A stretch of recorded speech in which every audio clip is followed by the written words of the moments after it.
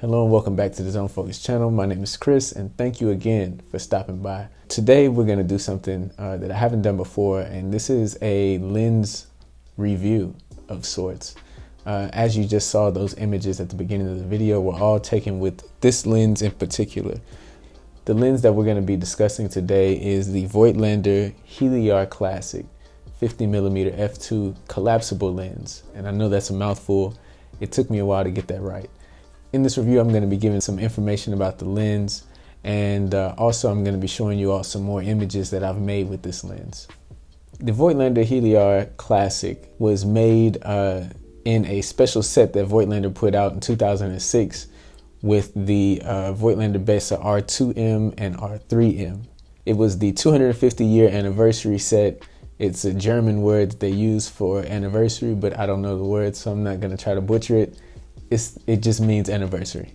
In this set, it included the Voigtlander Bessa R2m or R3m along with the Heliar Classic lens. Now, there was only a set number of these lenses that were produced. In total, there were 800 chrome versions of the lens that also came with a silver or chrome version of the R2m or R3m. And there were about 1,700 versions of the black lens that came with the black version of the R2m or the R3m. This particular design was not sold separately outside of that particular set. If you wanted to get this lens, it was not the collapsible version. There was another version that was made with the same design as far as the optics, but I don't think it was an f2. I think it was a 2.8 and also a 3.5. Basically, there's not many of these lenses floating around out in the world.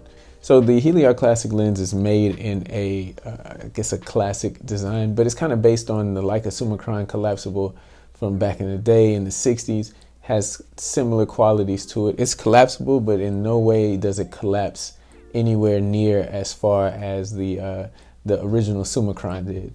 This lens only collapses a couple of millimeters. It's not a big difference between collapsed and extended. As a matter of fact, when the lens is collapsed and it has the lens cap on, this is with no hood, the length of the lens is about 4 centimeters. When you take the cap off and you extend the lens, it's still 4 centimeters. So from body to the edge of the lens. So it's not that much of a difference. Also, when you put the lens hood on, when it's collapsed, it brings the length of the lens out to about 4.5 centimeters. And it gets to be a little longer when you extend the lens also. Now, the build of the lens it's a brass lens, which I think is a very nice thing, which kind of gives it a really heavy duty feel. Getting into the optics, I don't know much about it, but maybe this would be something for you that you can understand. So the lens has 11 aperture blades. Of course, it stops, it opens all the way up from f2 and then it stops down to f16. From f2 to f8, the aperture clicks are evenly spaced in half-stop increments. From f8 to f16, so from 8 to 11 to 16, all of those are closer together and they're not evenly spaced, and they don't have any half steps in between them. Supposedly, this is a classic design, and that kind of is an ode to those classic lenses. I've never used a lens that old that had that part in it, but you know, that's what they say, so I'm just saying what they say. I don't know. Also, the lens hood is metal. It's not the most beautiful lens hood. It does do its job very well. It is very good at blocking out the sunlight, but it does add length to the lens, and there's nowhere to put this lens hood if you're not using it. There's no way to reverse it and put it onto the lens. So this lens is not vented. It's just a circular lens. The hood is not vented. It's just a circular hood. It is stamped with the Heliar Classic 50mm f2, also with the anniversary symbols on it. And yeah, I don't really use the hood much anymore because I like how the lens looks without it, especially with the body of the camera. I just like the chrome tip on the lens, and I don't really have a problem. I don't really have a problem with lens flares with this lens. The focusing ring on this lens is probably my biggest gripe about this lens is that as you focus this lens, the entire lens moves in and out to focus, of course. But the thing is that the area that you have to hold to focus on also moves in and out. So as you go from close focus, which is about 1 meter, is the closest it can focus. At 1 meter, you have the most room on the focus ring. As you start to focus to infinity, that ring gets smaller and smaller and smaller. And luckily enough, there's a knurling around the focus ring, so you can kind of get a grip on it as the lens moves in and out. But that's probably my biggest gripe about this lens, is holding on to this focusing ring as you try to focus. Now, just to kind of wrap things up about the lens, last thing, of course, what most people really care about the most is the image quality. So the image quality on this lens, in my opinion, is very good. I'm not going to say it's superb or the best or fantastic or anything like that. It's good in my opinion. That being said, I haven't shot any other 50mm lenses other than my Russian, what's that joint called?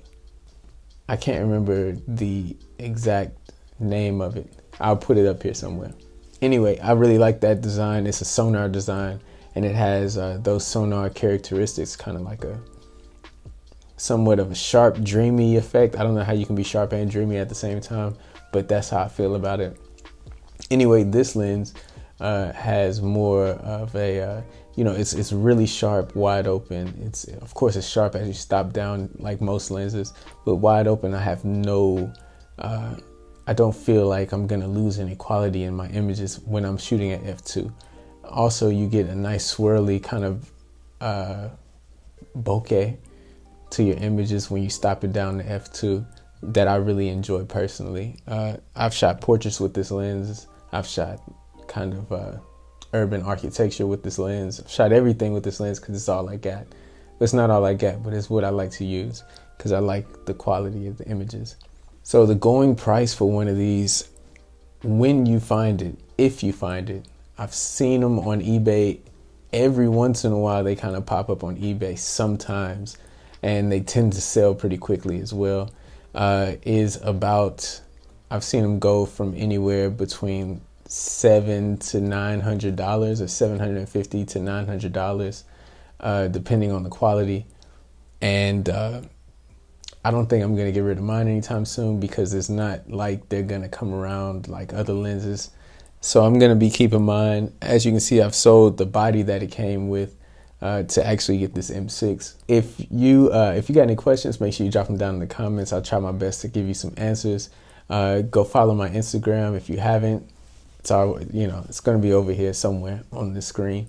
And subscribe to the channel, like, comment, notification bell. If you're really rocking with me, do that. And I'll catch you on the next one. Stays on focus. Peace.